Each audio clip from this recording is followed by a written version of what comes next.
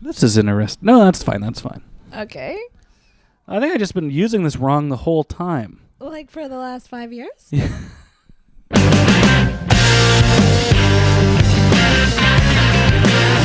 Oh, we get a lot of shots. Everybody come to the net. We just have to get more and more pucks to the net. What were you saying about putting pucks on net? Get pucks on net. Continue to put pucks on net. Something about pucks on net and good things happen. Pucks on net. We used to talk about in Vancouver getting pucks on net. Pucks on net and driving and making a hard night on them. 5 long years.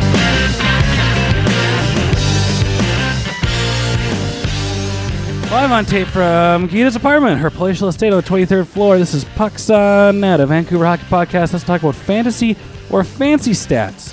Riddled with unusual audio blips to start this Sunday brunchcast. Maybe it's because we're recording on the Sabbath. Could that be the problem? Well, it depends on whose Sabbath we're talking about. Isn't there only one, or there's a couple, right? Whoa, what? Let's not offend some of our listeners, Ryan.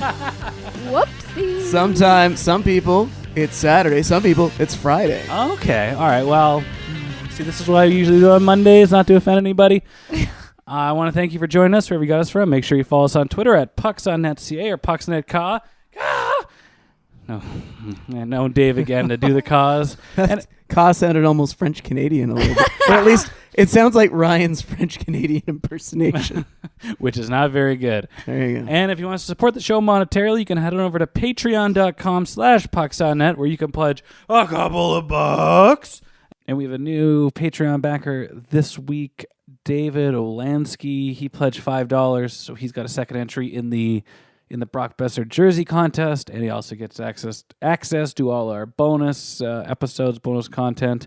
So, David, thank you very much and for supporting the show, and good luck in the contest. And help support the show, and apparently help pay for whatever repairs of this. There's gremlins in the board this week. We'll just chalk it up to gremlins. We've had an unusual start to the day. There was a hair in Geeta's meal. The board's not working correctly, but here we are. I was just listening to a episode of Lore podcast about gremlins. And? That's probably what it is. Will be in a future episode of Lore now. Brought them with you. Paul, I told you not to be listening to that witchcraft show.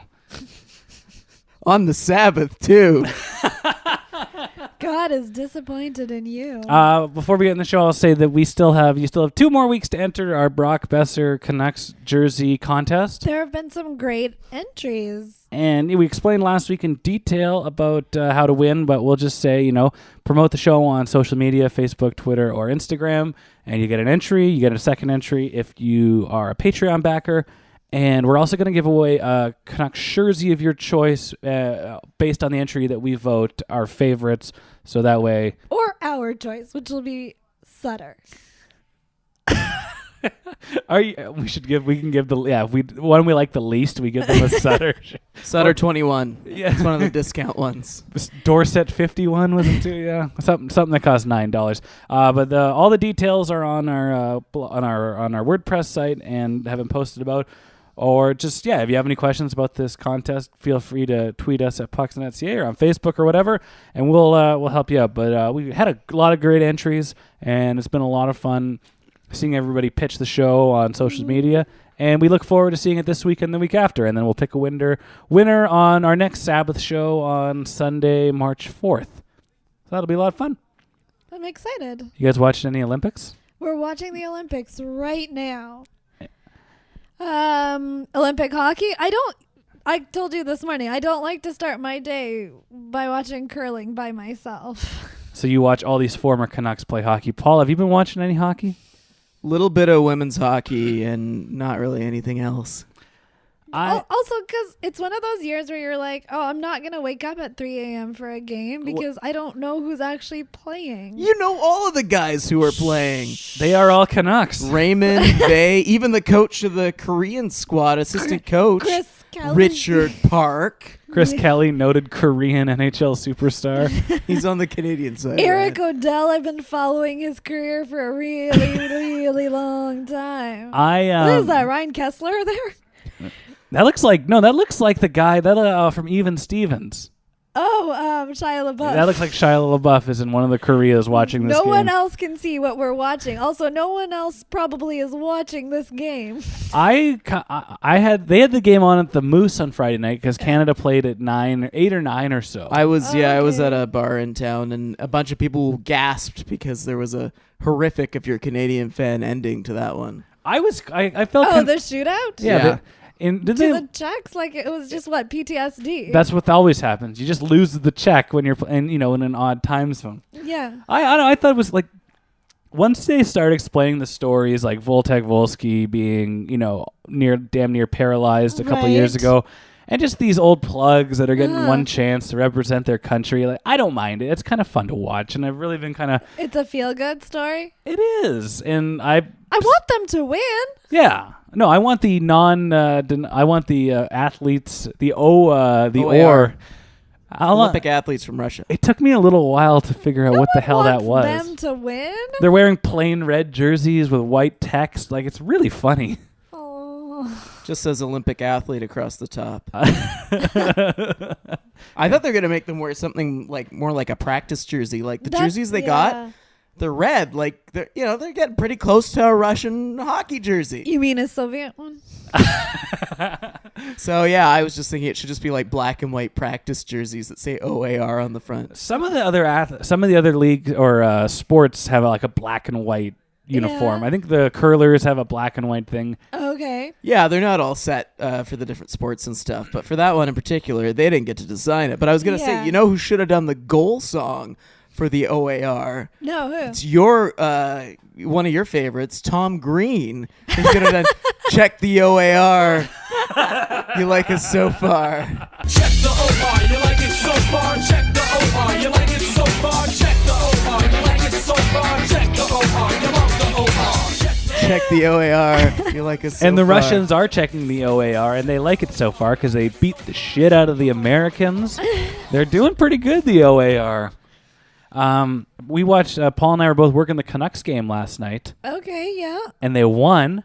Yeah, I had to find the Canucks. Well, I had to find Hockey Night in Canada because you're not finding it on the CBC. No, it's Coronation Street and the Olympics and Murdoch Mysteries, and that's it on that channel. Are they even taking a break from anything non-Olympics? I think, one of the shows I watched that on CBC, they didn't have shows this week. So. Yeah. But... Did anything happen on Coronation Street this week that I missed? There was some people were down on their luck, and there was a sad trumpet. No, what instrument is that? and it was rainy. Yeah. and they all went to the pub. Yeah. You've seen that one, sounds you've like seen them all. our lives, too. I wish. I wish things were rainy and sad, and there was a sad, was that clarinet or something? What instrument is that? I don't know, but I know what you're talking about. My grandma would watch it every day. My mom, I hate that show. So Jim Benning got a contract renewal. Yeah, what the fuck? And everybody was like, no, he's on his way out. And then suddenly he's here forever. 3 years is a long time. Well, did he like offer it to himself? He's negotiating with himself. Jim, I really like what you're doing, but we're going to have to give you 2. It's got to be 3. Well, because Jim Benning is notorious for handing out these contracts that don't make sense to anybody or in the hockey world. and now, ironically, he has one. Who he learns from the best. Big Trev upstairs. Are you in the camp of... I was in the outside camp of hire? Change. PMAC, how about Well, it was funny. Last night I kept running into Jim Benning upstairs. Like, I went for a Pepsi, Jim Benning went for a Pepsi. I went for a mini hot dog, Jim Benning was there next to me grabbing a mini hot dog. You and Jim Benning have these encounters. I remember the popcorn story. Yeah, he literally hip-checked you. So I'm starting to think... He and I may be very similar people. We think the same way, at least when it comes to snack foods and sodas. Oh, look, there's Brock Radunsky playing for the Korean team. Anyway, it's a 3-year extension. I don't think people should look too much into that because a lot of guys will get this type of 3. It's not like 4 or 5. It's not like, oh, you've done an amazing job. We never want to let you go.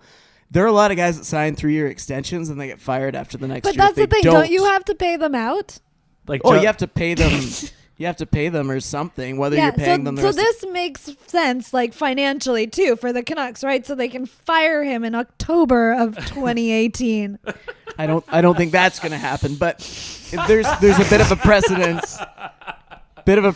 For guys, getting a 3-year extension, and then the next year is really like make or break. Yeah. And then you axe guys, because I'm pretty sure, was it Gillis or Nonis? One of them, I think, signed an extension and then got fired after the first year of the extension. If it wasn't one of them, it was somebody else in one of the Canadian markets around that era. Well, and look at John Tortorella. He's making a real cool payday from the Canucks Sports and Entertainment still. Like they signed him to a huge contract. Thomas Vanek still getting a pretty penny from the Minnesota Wild. Really? He's making more money from the Wild this year than he is from the Canucks.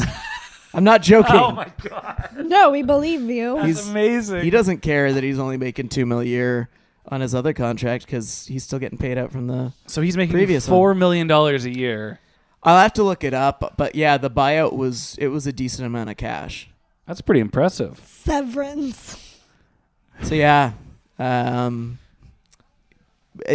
not as anti-Benning as a lot of people are, but I'm not like pro-Benning. It's sort of one of these where I'm like, you're not going to have a perfect GM, and everybody else seems to think that the good GMs in the league can do no wrong. And I mean, up until that, we were slagging old Jimmy Rutherford on the show for years for the things he was doing to the Penguins, and now he looks like the smartest guy in the world. And the same thing could be said for Steve Yzerman. It's like people just assume that a good GM will never do a bad deal, that Mike Gillis never did a bad deal. He never made a bad trade. But, I mean, people make bad moves. Aren't the good moves the ones that are few and far between? Like, you do one really great move, but then there's going to be like 3, 4, 5 like minor not so good moves. Yeah. And I start to think that the fan base gets mad.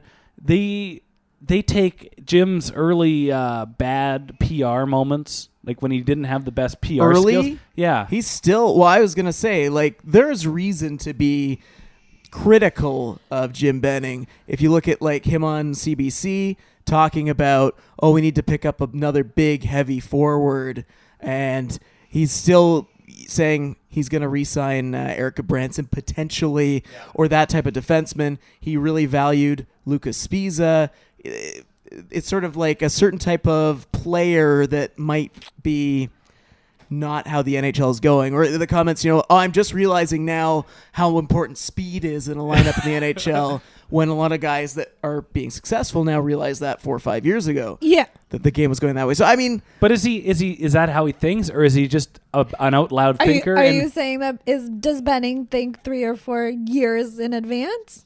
You'd hope. Or behind? You hope not. So anyway, yeah, I'm not trying to... He's bringing back the trap. Bringing it back. I'm pulling it back. Yeah, I think overall his drafting record has been pretty good. Yeah. But the last time Dave was on the show, we got into this thing because I'm like, well, yeah, Olli Juolevi is still a big question mark. Right. Depending on how he ends up developing, could really play a part into how we read those first few years of drafting on his part, because there were other guys just after that a lot of people liked more at the time and are doing better now. If you're talking about Sergachev was the same draft year, I think. Yeah, that was the same draft year. And now you look at him and he is... Or Kachuk, a lot of people like to point to. He's flashier, but it's tough to tell with defensemen. It's hard to tell with it's like the stock market. You don't know what you're going to get. Nobody knows how these players are going to turn into. It's just you just hope for the best, and if you make the right choice, you look like a genius. Yeah, so I don't think he's been a perfect general manager, but nobody is. And at the same time, I don't know. I don't mind giving him one more year, I guess. Like, how many years has it been? 3? Since the 2014-2015 season, because they made the playoffs. This is his 4th. Yeah, and they made the playoffs that year with Willie, and now people seem to think that that playoff or that run to the playoffs set them back a few years because it made people think that this team was better than it was. You mean like Jim Benning? Like what happened in Edmonton last year? Yeah, or what kept happening in Toronto every year after year after year. They probably should have held off on re-signing Jim Benning just because I think Peter Chiarelli might be available soon. A lot of guys in Edmonton are going to be available. You want that Boston Bruins model. So I mean, Benning was great, but Chiarelli he was the actual mastermind. He's going to take us all the way back to 2011. They're going to slow that thing down. And by thing, I mean the team. Speaking of the Oilers, I got a good quote to read this week. Okay. This comes, we all know, we haven't really talked about it a lot on the show this year because it's like, it's exhausting because it's such a cluster muck that is goaltender interference. 1 minute it's this, 1 minute it's that. We don't need to get upset about it because you don't know, it's never going to, until they remove it, it's just not going to be, it's never going to be consistent. This is from last night's game. The Oilers were shut out to the Arizona Coyotes of all teams, which is just... They're on fire, though. No, they're desert hot. Like the battle for 31st in the league is getting tighter. Like okay, the Canucks were like the Yotes had won and they were 8 points behind the Canucks, and you think like, well, maybe the Canucks should lose to Boston. That's going to really bring it down. Everything's going to be fine, and so you're there's a jostle. You want to see them get there, but it's not happening yet. Yeah. Here's the quote. This is Cam Talbot. There's no consistency, and I'm fucking sick of it. It's fucking ridiculous. You can quote me. They can find me. I don't give a fuck anymore. To be clear, he's talking about goaltender interference and not the performance of his club. But I'm sure a lot of you assumed that that's what he was talking about. That's one of those quotes that you could apply that to a whole mess of things in Edmonton. He probably heard. What did Markstrom say after that game the other night? Oh, I could fucking do better than that. Hold my beer. Yeah, basically. I thought that was he's very upset about goaltender interference. I'm just kind of holding back outrage, and I'm just waiting for them to remove the rule. And what do you mean remove the rule? How? Well, like nobody knows how to be. Nobody calls a goaltender interference play consistently. Every time it's different. If I was a coach in the NHL, I would just, if there's a remote chance that maybe there was goal interference, I'd always call it because it's.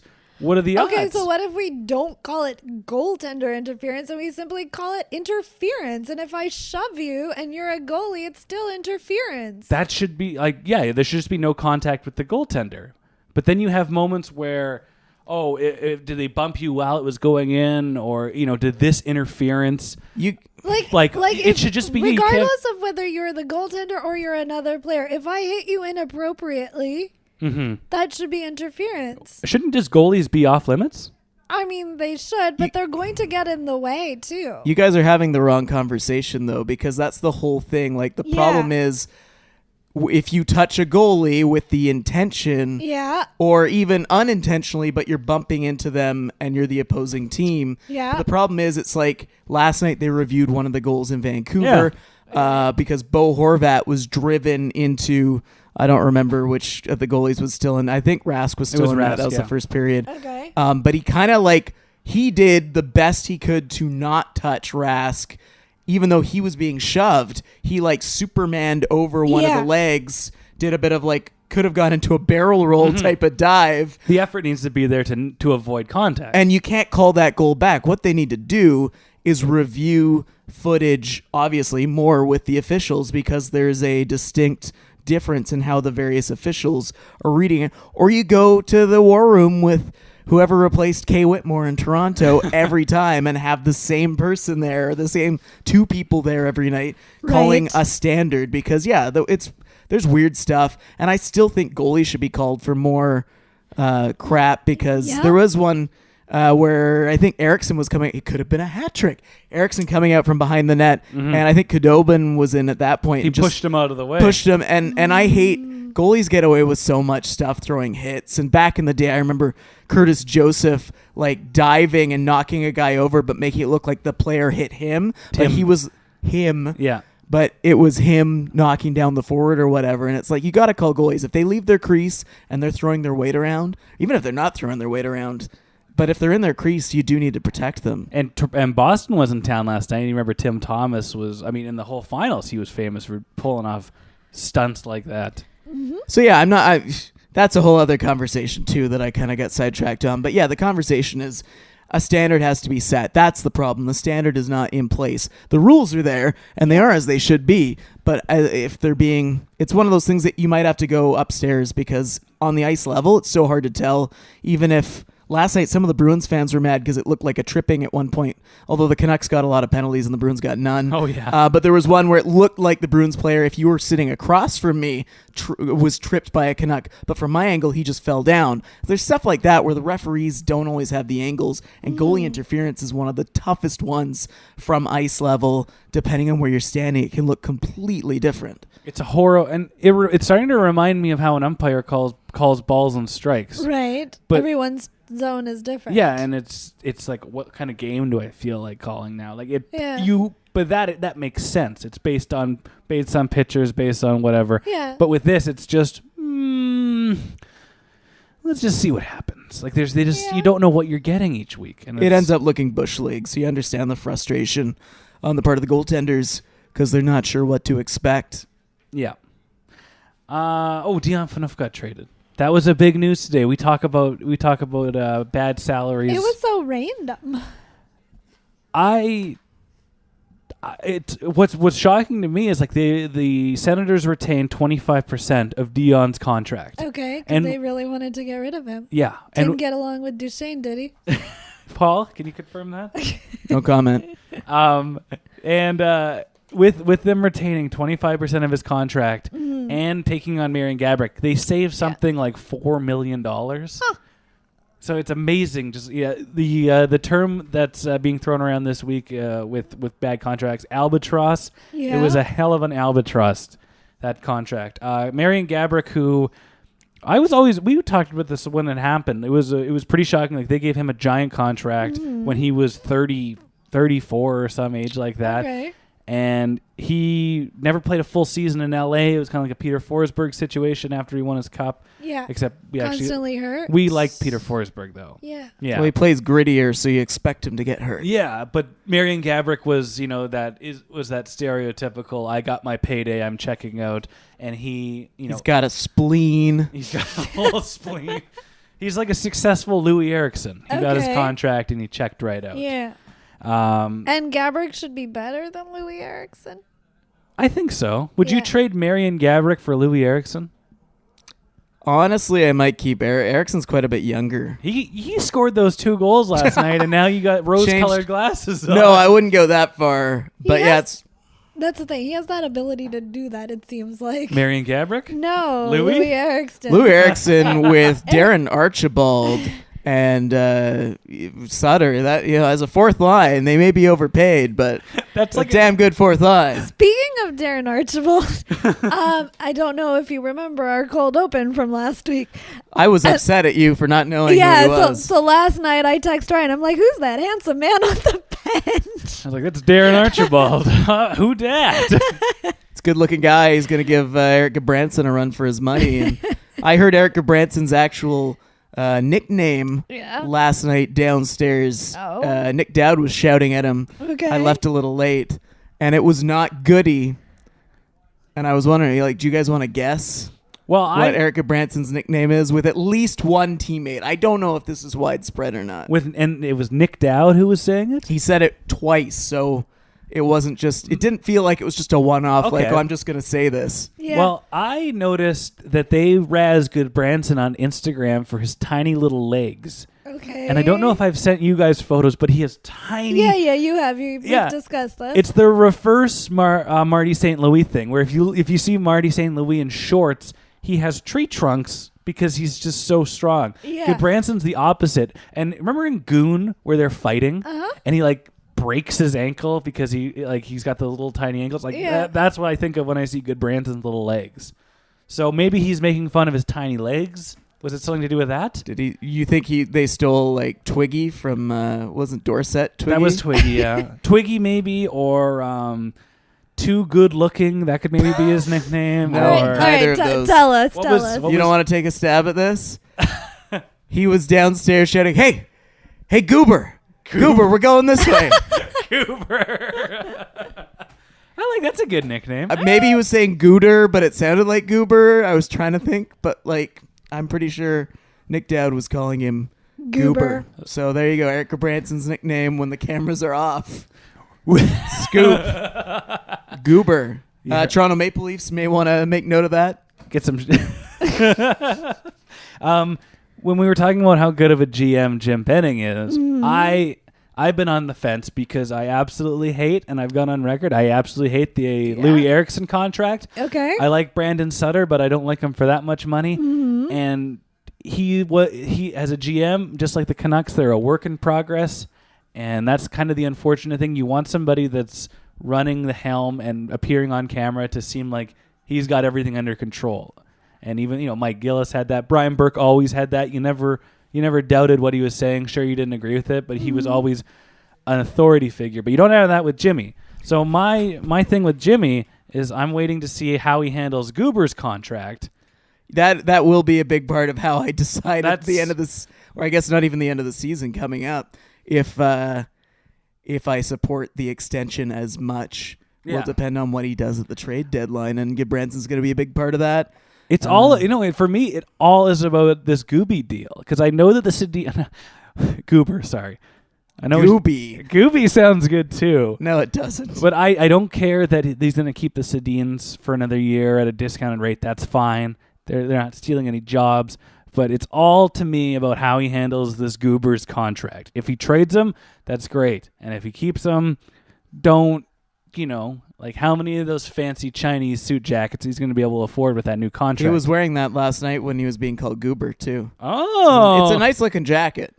Actually, he looks really good. Yeah, no, the beard's working, the jacket's working. Toronto Maple Leafs, you want that guy wearing blue and white. You know that Goober is the type of player that when he goes to a team with some structure and he's not the guy and they're pretty good, he's going to look fantastic. You get him with the right guy. He's going to look amazing. And a lot of fans will be upset at Jim for trading Erik Gudbranson. Who? For nothing.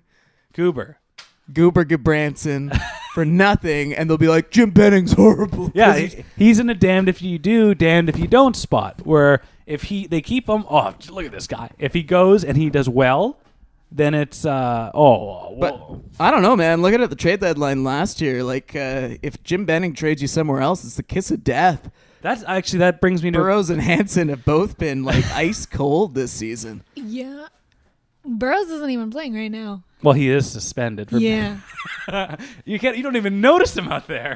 Before we move away from Canucks trades, what's going on with Ben Hutton? Because I feel like he's one of those. If he gets traded away, things turn around for somebody. Oh, or Chris Tanev? Yeah. Fans are for those that aren't from Vancouver, that are other fans of other teams. Everybody's in an uproar for every single thing that's come into the news. Benning was on I forget where he was talking, but he basically said people are calling about Chris Tanev, but it's going to need to be a special deal. Okay. Well, I think that was Elliot Friedman said that. It wasn't a direct Benning quote. He's like, I've heard the Canucks aren't trying to move Tanev, but they're taking calls, and it will have to be a very special deal. Well, that's the thing. I'm like, is he a very special player?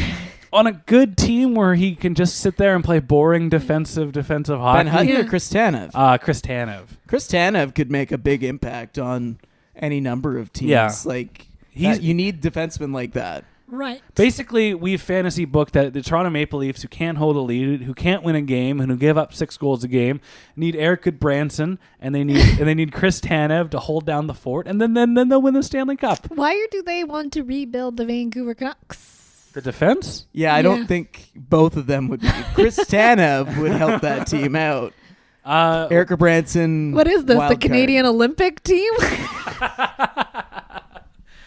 Ben Hutton, I believe. I'm starting to notice trends, and I think Travis Green is a bit of a hard ass, but he's a former player, so he gets how to motivate these guys. Mm-hmm. And he said a couple things that when you read between the lines, it's kind of makes me think that they're trying to prevent an Edmonton Oilers situation, because with any of the rebuild players, any of the young guys, you don't want to rush them, and you don't want to think that there's jobs guaranteed for them. Okay. Basically prevent Edmonton. And so with Ben Hutton, Travis Green has said something along the lines of he needs to be more prepared for games, or he needs to take things a little more seriously. Right. And when you think about that, you just think that, maybe he's not giving it his all because he knows he's got a job here because of how weak the defense is, or he knows the season's a write-off, and he's going to get that complacent, which you can in anything you do in life, you can't get complacent.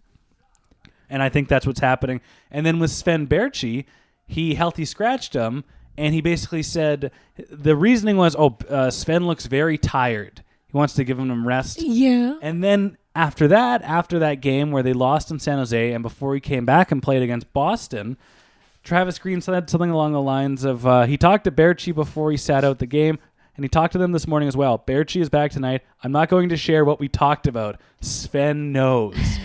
That's really ominous. He is. I think maybe those are two guys on the team that maybe aren't giving it their all. What is it? He's partying a little too hard? Like, why so tired all the time? He's tuckered out. Come on. From what? Working real hard on the ice? Here's the thing. Sven Berchi's been playing some good hockey these days. Yeah. It's not performance related in that sense, but Travis Green has coached Sven Berchi since he was, 16, 17 years old. He had him in Okay. Portland. They go way back. So I feel like this is one of those where he knows he's getting more out of Berchi than he's getting out of the majority of his forwards. Okay. But he thinks he can get more out of Sven Berchi than what he's currently getting. Yeah. So that benching Yeah. had nothing to do with him and his place amongst the Canucks forwards. It had everything to do with a wake-up call for a guy. He wants to be right there with Bo Horvat. Yeah. As, probably not like a superstar Brock Boeser type of guy, but a really good second tier that will play in your top six. He's the Brendan Morrison of that top line.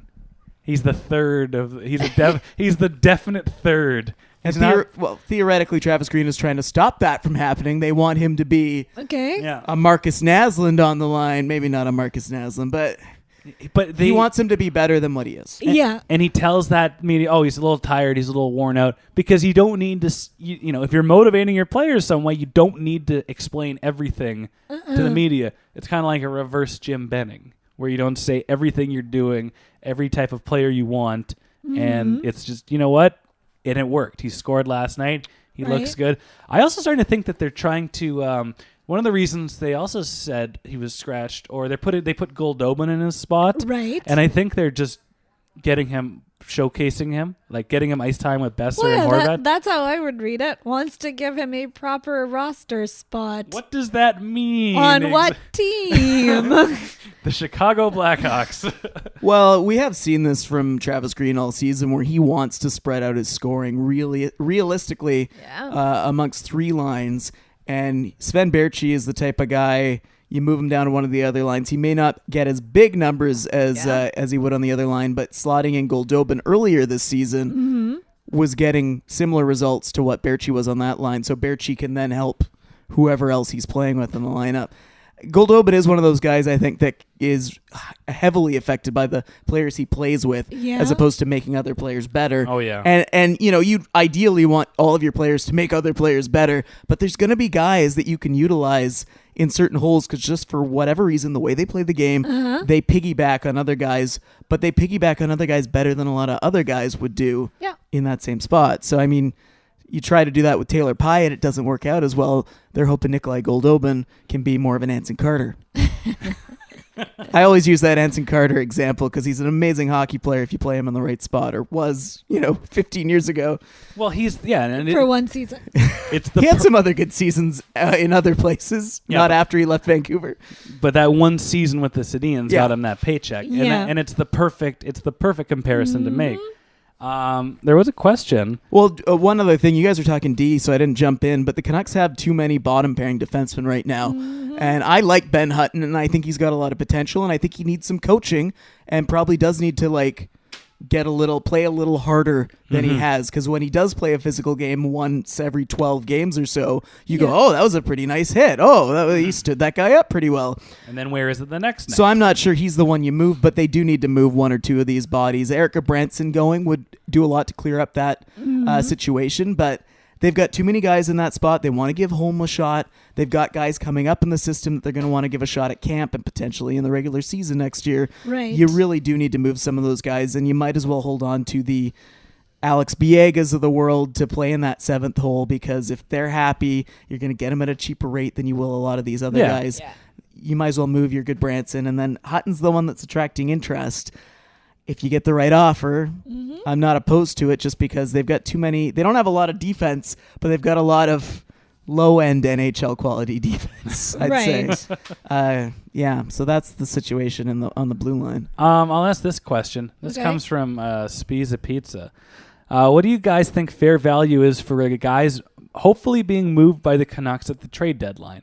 Because everybody is thinking that Jim Benning should strip everything that he can for parts when, that Thomas Vanek has to be moved. But in reality, that's not stripping a team for parts. No, but it's like they are in the mindset that you need to trade every single thing that you can wait to get picks, to get anything. And so, I mean, Thomas Vanek will get like a fourth or a fifth, maybe. I think he might get more than that right now. Because Thomas Vanek is second? Because Thomas Vanek has proved in many years prior that he's such a good deadline deal performer in the playoffs. Here's the difference. I brought it up before. Everyone here is hit or miss. Everyone that's expendable is hit or miss. Yeah, and other GMs know that. So I don't think they would get that much for a lot of their guys. Why? Because what they do on the ice in Vancouver is hit or miss. Here's the difference. I've said it before with Thomas Vanek as opposed to past years. The price tag. The price tag on Thomas Vanek makes him a no risk. The amount you're taking on post-trade deadline is almost nothing. So you're not eating salary. You can pick him up, and even if he is a flop, you're playing him as a spare, or you're not playing him. He's sitting in the press box as a spare forward who's probably better than Joe Schmo you've got up from the AHL. The price tag alone makes him that much more valuable. I don't think he will be. There's also no pressure on him. He's not expected to be the $5 million guy anymore. But further to that point, that is the reason why Vancouver won't get very much back in return. Why is that? Because you just said, even if he's like a flop somewhere else and he sits in the press box. And he's got a track record for that. Yeah, like why would I give you financially no risk? No, but I wouldn't give you a first rounder for something that's just financially no risk and might not do anything on my team. I'm not saying it's a first rounder, but I'm saying that you're going to get more because there's less of a financial risk on him than the guy like Rick Nash, for example. But here's the other thing: is like in a year where there's Rick Nash and all these big players, Erik Karlsson, Nick Kypreos thinks Erik Karlsson's going to be moved within the next 9 days. So you have all these huge players like Patrick Maroon. There's so much trade bait this year. Yeah. Thomas Vanek, nobody cares about Thomas Vanek. When you have all these players ahead of them of that would really make an impact, and it's going to make a much bigger impact. I don't think anybody will take a chance on Thomas Vanek. You guys are falling into the same mistake I think a lot of casual fans do at UFA signing day, July 1st, where they look at teams that are like, oh, my team didn't sign a superstar forward. They signed some third line checker.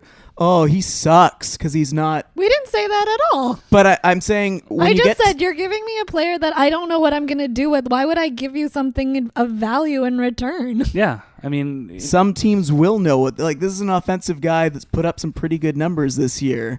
I'm not saying he's going to get a first round pick, but you guys are sort of poo-pooing like no one's going to want. There's a lot of guys coming into the trade deadline that want depth forwards with some scoring potential because injuries happen.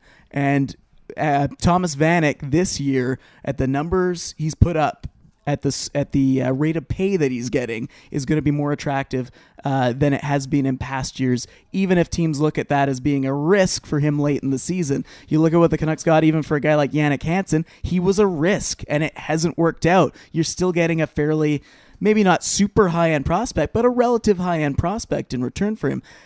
If Jim Benning plays his cards right, I don't know if they'll get that much like a Burrows or a Hansen return, but I don't think that's too far ahead of where you sort of expect the return on Thomas Vanek to be. He's a very similar type of player to those two.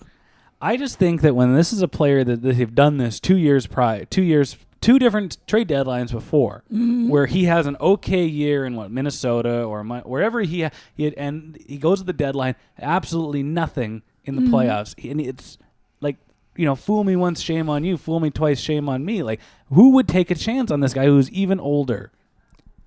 Like, we'll have to see. But again, lower cost risk at play. The contract's up at the end of the year. When's in the addition to paying on nothing. Thursday? I think it's the 28th. I think. Okay. But I mean, I'm looking through trade bait. And why take a low risk, low reward on or moderate risk on Vanek when you could get Michael Grabner for a little bit more, or you could shit. Actually, there's a lot this year. Anyway, I just don't think that. I think we're a little overvaluing Thomas Vanek. But there's going to be a lot of teams that are going to want to load up for the playoffs and add those depth forwards. You think it like the Canucks in 2011. Max Lapierre, Chris Higgins, teams that are going for it pick up that type of player. Those two were exactly that. No, you make a good point, because I was going through the trade deadline acquisitions of what the last few champions have done, guys that won the cup, and it's the same. It's two bottom six forwards, or a bottom six forward and two depth defensemen. Yeah, because your team is mostly right there. Yes, and then you see when Chicago does it, they trade half their bottom six to get Andrew Ladd, and then they're wondering where all their chemistry is. Yeah. So it's going to be a really good trade deadline. And when I say that now, I mean that... Because the last few have been real shitty. Yeah, really shitty. But this one, I imagine it'll still be shitty. All the deals will be made like 3 days before, like it always is. And, by the time you're listening to this on Tuesday morning, Thomas Vanek will be a Nashville Predator or something, just our luck. Question, you brought up Jannik Hansen, and there was a good question from Twitter. And it was from Mike Scallon.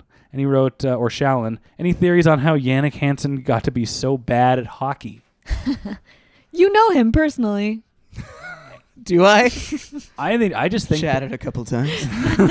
I just think it's a matter of good chemistry on a good team, and he worked well with his role, and he overachieved at times. And when you're expected to go somewhere else you're unfamiliar with, and you don't have that chemistry, it just doesn't transpire. And he's barely played this year. He has no goals. And you'd think that he would be gangbusters on a faster, harder, bigger team, more skilled like the Sharks, but it's the opposite, and it's got to come down to some sort of intangible. I haven't watched a ton of Sharks hockey. I feel like you want to know I why, can't right? fully judge why Ryan. He's got a punchline. Because we don't have Geeta's Game Center anymore. Oh, sorry. No Carolina Hurricane home games. So I don't feel like I have enough of a sample size to go like Hansen has sucked as a player. I know his numbers aren't the same, but he's one of those guys too. You bring him in and he's a bottom six. I don't expect a lot out of him offensively, but he did have some offensive success in Vancouver, partly because, especially post 2013 or so, the team was starting to thin out, and he was jumping up into the top six, getting more ice time, playing with the few good players they did have, the couple that have been pretty good for the last 20 years for this organization. And your offensive numbers are going to get inflated, and other teams are going to have expectation that you're going to be able to jump in and do the same thing. Because even when he played one of the Vancouver games, he was like on Joe Thornton's line or one of the top couple of lines. He was in the top six that night, and I'm like, his numbers don't warrant this position, but they've seen what he's done in the past. Yeah, of course. He's one of those guys, I like him in a bottom six role, and you don't expect any offense out of him. If you get it, that's great. But, I haven't seen enough of him if his defensive play has dropped off as well. I don't expect a lot of offense out of the guy, and he probably is making more money than he should with the numbers that he's putting up, because offense plays a lot into forward salaries. But yeah, he's one that could easily sign on with somebody next year and tear it up. Look at Louis Eriksson. There's no way anybody could have predicted or expected he would be so bad and terrible on this team. Like, of all the possible scenarios, if it was him and the Utica Comets, he would still be better. Like, it's just all these weird factors that come into place, and he's somehow horrible, just horrible this year. This year, a couple years. Yeah, his first year in Boston was pretty rough too, and he's had some injuries in the past several years. So there's other factors with Eriksson, and I guess Hansen's had I think a couple of little injuries this year. So who knows what's at play there? There was a weird thing that came out, and it ran me down a really weird Ottawa Senators rabbit hole. Okay. But our favorite loudmouth owner, Eugene Melnyk, has now named himself the CEO of the Ottawa Senators. Is he just losing his mind? I'm starting to think so, because he's been shooting his mouth off all year. There's been rumblings. There's been nothing official. Like next week, he's now high commander of the Ottawa Senators. Super general manager, something like that. But there's rumors that the NHL has stepped in and basically asked what the hell's going on. There's a lot of rumor. I've done a lot of reading, and by that I mean I've been on Reddit. But there's a lot of people that have been speculating that a lot of the front office is slowly being whittled down and whittled down and whittled down. Okay. And something weird is going on in Ottawa. Like maybe they are going to move the team because it's a bit of a skeleton crew they have in that front office. Right. The NHL. Who's gonna pack all the boxes? There's going to be nothing left. Although they'll loot that place when they trade Erik Karlsson. And that's the most mind-boggling thing. Like, he was playing hardball with Karlsson. Yeah. And he's like, oh, we're, he made him submit his no-trade clause list. Right. And now Nick Kyprios is saying that he says, don't be surprised to see Erik Karlsson in the next 9 days traded. And it's a fascinating situation in Ottawa right now. Where could they go? Because it sounds like if this team is moving, they're going to do it in the middle of the night. Yeah. It's just across the river to Hull. Quebec It's Gatineau. Sorry. You know what? if we're talking about where the Senators could go, Quebec City, because that building was built under questionable financials. And who's a questionable financials kind of guy? Eugene Melnyk. Is he staying on as owner? I would think so but he was bebopping and scotting and strutting, saying that he's going to move the team and it's not financially viable, and it all comes down to fans not going. Yeah. Here's the thing. I feel like if you're moving the club, at least at current point in time, moving it to another Canadian city won't be the best financial decision. But this guy doesn't do good financial decisions. I think he's going to jump in there before anyone else can and take Houston. Yeah. The Houston Senators. Yeah. By that name too. Yeah. Yeah, no, their logo is going to be, I don't know who's the senator from Texas right now. Some oil baron. But there's something weird going on there, and that's something to keep tabs on. I also remember reading, I went down this rabbit hole. Ted Cruz, is he one of the...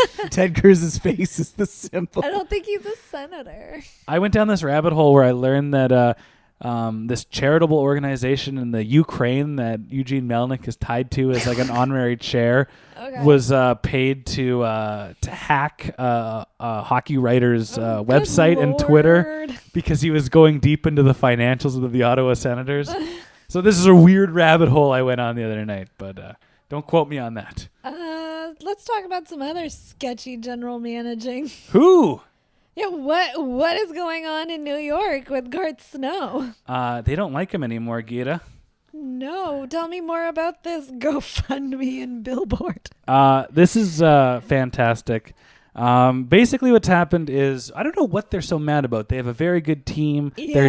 They're worried about re-signing John Tavares. They need a goalie. Their whole defense is hurt. Because they should be, like, for as long as I can remember, I only know them to have some bizarre general managing. Yeah, they have a questionable ownership. You know, that's the team. That's Eugene Melnyk's next team. He's going to be involved somehow as an assistant super GM. I mean, anybody who goes from Millbury to Garth Snow.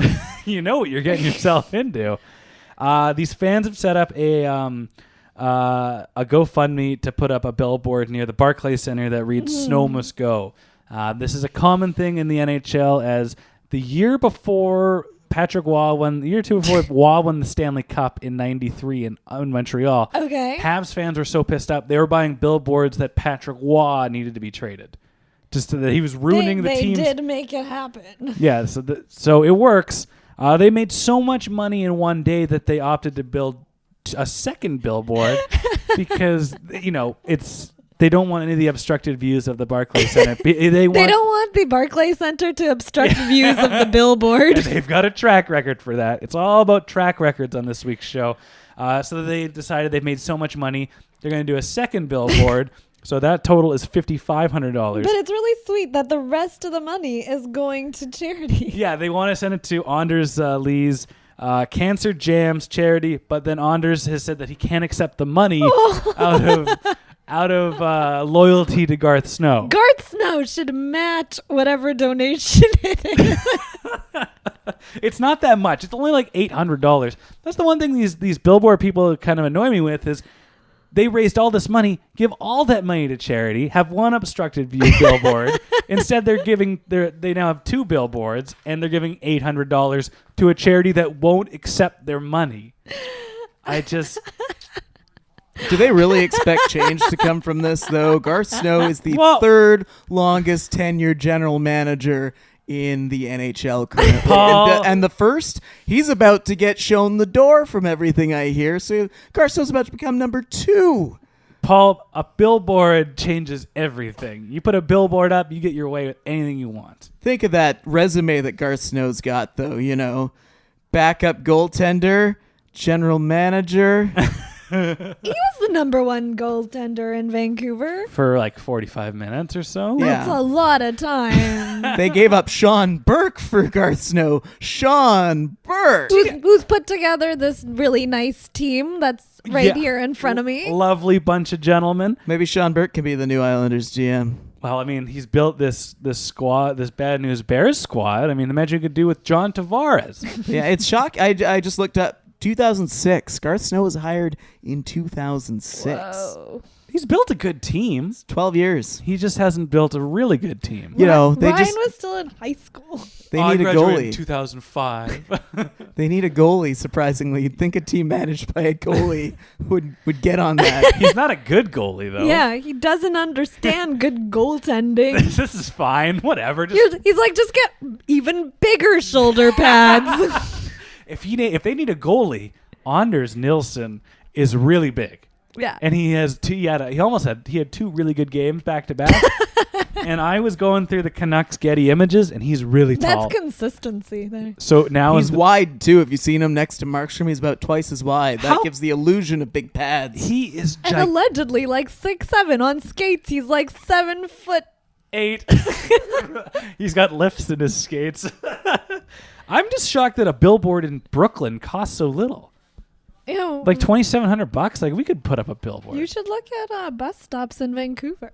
I could do that. We got Patreon money for Patreon.com/pucksonnet.ca. Pucksonnet. It's just CA. If you want to see us on a bus stop poster, You got to put your face on. We got to take a bus stop ad photo. Let's go. It's that Geeta's a realtor now. Is that?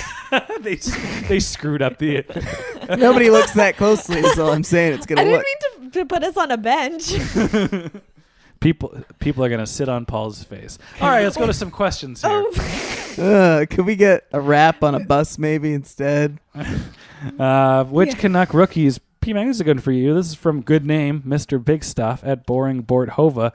Which Canuck rookies do you got playing 40-plus games next season, assuming full health? Rookies coming in? Yeah. Is Boeser still going to be a rookie? No, I'm kidding. I mean, we'll probably get to see a Gaudette tryout, you'd think. And Yeah. I don't know if I expect him to be on the club next year, honestly. He's the type of guy I think, might need some seasoning in the pro ranks before he gets the NHL, but you never really know. A lot of guys have made the jump from college more quickly than they used to. Yeah. The NCAA seems to be a harder, more preparatory league for the NHL than it maybe was 10, 15 years ago. So he's an interesting one to watch. You got to think Thatcher Demko now. That's my pick. He's been dragging the Utica Comets, depleted Utica Comets, because the Canucks keep pulling bodies up over the line. They haven't. They've gotten points in 13 or 14 straight games as of recording. I don't think that streak's been broken, and a big reason for that is Thatcher Demko and Richard Bachman as well has been a net for some of those. Okay. They could go Demko Bachman next year maybe if they just want to. Or even in a couple of weeks, just move the two up NHLers. in Vancouver? Yeah. I mean, once you've traded Nielsen to the island I wouldn't suggest for John doing that. Tavares. Straight up. But yeah, the more you see a Bachman, you're like, yeah, he could be an NHL, but he was an NHL backup for a while. It's like, why not? Look, what are you trying to pull? Who cares? Let him play. Save some money. The goaltending this season has been so unpredictable that it's sort of like, give it to the Comets. Why not? Jimmy's got a job. He's got job security. We're bringing Bachman up. Talking about tenure, yeah. That's right. He can play 40 games next season. So he'll be interesting. Pedersen's another one. I don't know what to expect from him just because of the size, but he is obviously an amazing talent. Yeah. Whether he's going to make the big club next year, I don't think there's anyone guaranteed to make the club as a rookie next year, but we probably will see one or two. Yeah. What did I say? Oh, here was Matt Fallman, who entered the contest. He asked, name 5 players you think will be traded in the NHL and tell us why. Mike Sillinger and Chris Stewart are 2 of them. Mike Sillinger was famously traded at the deadline, it seemed, every year. Okay, yeah. My money is on not Thomas Vanek. No. Maybe Marian Gaborik. Oh, Rick Nash will get traded. Rick Nash. Rick He's Na- got to go because the Rangers aren't so good. Yeah, basically Nashville and Tampa are going to have an arms race, and whoever gets Rick Nash, the other one will try and get Erik Karlsson and this and that. And Oh man, someone's gonna lose out if they get Rick Nash, and then they I guess we got to get Karlsson.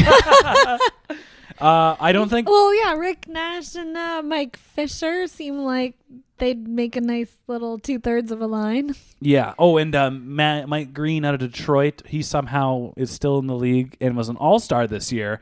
So you just say that right off the bat. Yeah. Hey, It's because he plays for the Red Wings. Did you watch HBO 24/7 Penguins versus Capitals? Well, we got Mike Green just hanging out here. And I think that's yeah, I'd say one of those guys maybe. I don't think Evander Kane will. He's got they're asking the moon for him, and I just don't That's a see. tricky one. That's a delicate dance. I'd like to see what happens with him, though.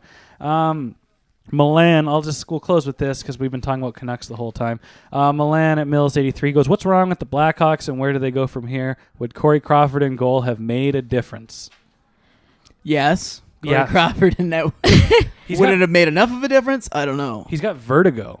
Corey Crawford? Yeah. That runs in the That's Chicago rough. Blackhawks goaltender history, doesn't it? Wasn't Jeff Hackett with the That's right. Blackhawks when he had vertigo? Mhm. Oh, I wonder what they're doing out there. That's a mess. That'd be the worst thing to have is vertigo. Yeah. We're totally. Well, that's the thing. That could potentially end your career. Well, yeah, oh, totally. What is Yeah. that called? What does it affect? It's called your in the ears and stuff. Balance? Your balance, yeah. Yeah, and it just totally messes with you. You can't, and you just I've had moments of sort of Mhm. what I hear is like vertigo, and just temporarily Yeah. makes you feel sick to your stomach. I can only imagine the people that actually have a reoccurring chronic. Can you imagine him getting that Condition. vertigo while he was practicing or playing? Like how shitty that would feel. Well, you'd faint or Yeah, like yeah. I'm amazed that nothing like that was reported, or maybe he didn't get those symptoms at Tested, practice. yeah.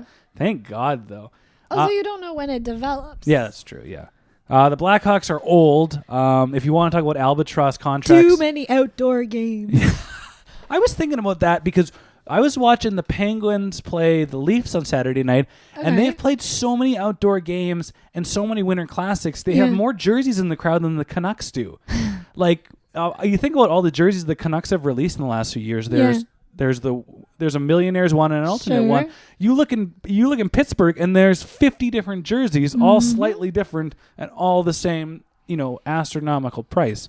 And Chicago's just like that too. At least all the colors are the same in those markets. Yeah. A little bit of blue in Pittsburgh, but otherwise everything still matches. I think the Canucks only need like a purple, and then they've got the whole rainbow. Huh. But they kind of have that with that two-tone orchid jersey, but they're almost there. The Blackhawks, but we were saying earlier, bad contracts that you would trade Louis Eriksson's for. Yeah. I would personally take Brent Seabrook's really bad contract for Louis Eriksson's right now. Just because they need a defenseman. They need a defenseman, and I think that he's got a little more... It'd be a homecoming. And he's got a little more experience. He knows how to win. Yeah. He's Could not Chris, could Chris Tanev be his Duncan Keith? Because he's the type of guy too that plays a lot better with a good partner. Of course, Right. And drops off considerably if he's with a guy that can be a liability. And that's what's happened ever since they traded Hjalmarsson to Arizona. Yeah. And they had to split up Duncan Keith and him because they Right. need to spread it out. I would pick that up, and I would accept the shitty contract for shitty contract. So Seabrook comes here or Tanev goes there? Ah, jeez. See, no, he was saying Eriksson. No, but has that's to an even- swap a horrible contract. No, I mean, she's making a good idea, too. But then we got to send Eriksson somewhere else. Tanev for Seabrook. No, to No. pair them together. Oh, okay. I misheard. Sorry. Oh no, I was talking about do we trade does Vancouver trade Tanev to Chicago so that Seabrook has someone to play with, or does Seabrook come to Vancouver to play with Tanev? Everybody wants Chris Tanev gone, but I'm slowly starting to be in the mindset like He just needs the right playing partner. or they need something to play defense for them, because if Chris Tanev's not there, Something. Drew Doughty, right? Yeah, they've got 1.5 maybe top 4 defensemen right now. Yeah. No, Edler's still a top 4 guy, but Dion he's ideally a Phaneuf second was on pairing. the trade block.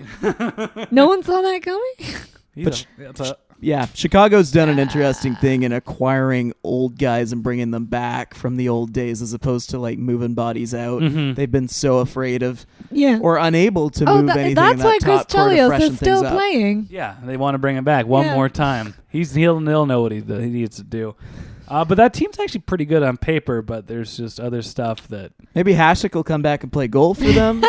He was a playing for- great playing- Blackhawks goalie that never got a shot there. He should be playing for the Czechs right Backed now. up by. Jeff Hackett with Well, he- vertigo. No, he backed up Eddie Belfour. That's what I was asking. That's right. Yeah. So we don't know what's wrong with the Chicago Blackhawks, but I think they'll be just fine, or not. We don't know.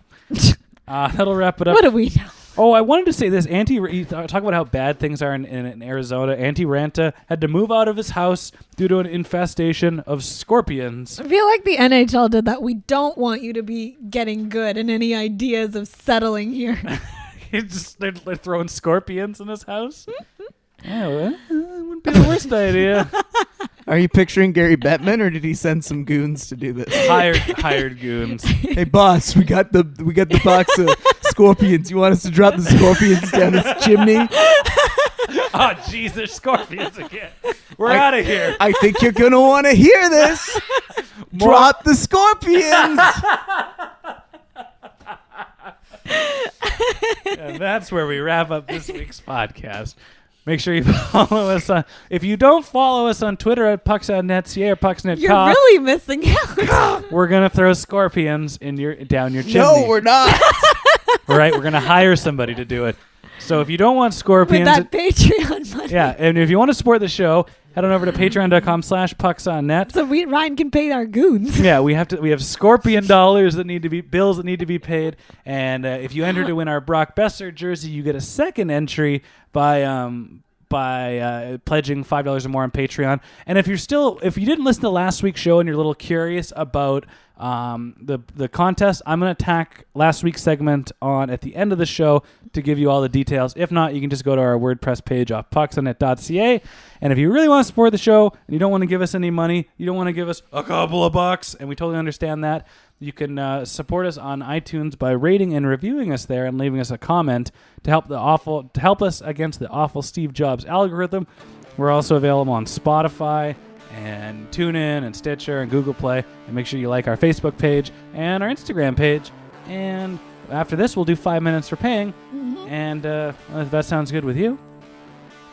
Yeah, I've still got to make up some fake sponsors for us, though. I want to do some ad reads. Right now, No, next time. We'll do that next time. this is PMac on the street here. And you know what I have difficulty with? Buying scorpions to harass listeners with. They're always overpriced, bad selection, and the people that work in the stores, they just don't help you out. So when it comes to intimidating podcast listeners with scorpions, it's scorpiontothedoor.org. That's right, it's an organization. And remember, go to scorpionsthedoor.org. Go to the top of the page, the little microphone. Entry code PucksOnNet. You'll get 10% off your first box of scorpions. You can't do any better than that, folks. Support them. Support us. Intimidation scorpions, it's the wave of the future. If I could move, I would try and tell you how it all gone to see. If I could move any shoe, I'd fly back to you. I'm in an awful way.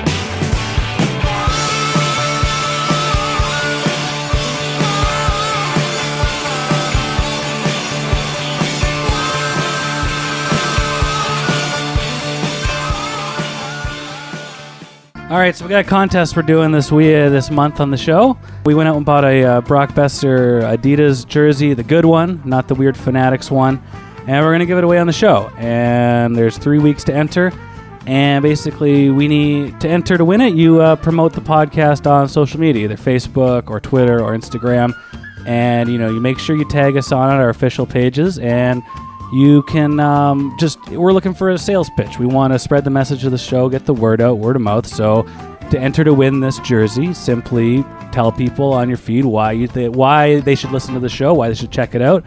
Make sure you tag us in it so that we can keep track of it, and that's how you can enter. And every time you can post on multiple platforms if you want, but it is one entry per person. And if you don't use social media, then just shoot us an email and tell us how you have promoted the show this month. The contest is going to go through Sunday, March 4th, and we're going to do a random draw for the Boeser jersey. And we're also encouraging people to be creative. People do give a little something and make a special plug. We're talking videos. We're talking artwork. Poorly crafted photoshops. Garage tattoos. I'm thinking claymation. Oh, yeah. That would be amazing. It's a really nice jersey. Murals. Yeah, illegal murals. It's also been on some great adventures this weekend, let me tell you. With Geeta and Ryan. Yeah, no, it's... And don't forget, if you are on Patreon, you get an extra entry. So you folks, you already get one. Yeah, and it's easy to get two. It also comes in the most amazing gift box. It's got this fancy-ass Canucks magnetic box, and we'll ship it to you. And if you're wondering, what size is it, we will provide you with whatever size you want. It's fit to order or whatever. And we're encouraging creativity like we were saying. So if, whoever wins, it's a random draw, but we're going to give a Brock Boeser jersey to our favorite entry. So put some effort in it. We are gonna vote on our favorite. Mind you, it could be someone else's jersey. Yeah, I guess we could do that. If you really wanted something that said Sam, Horvat on Sam Gagne. Sure. Some people like Sutter. There's a few of them. There's a number of those available.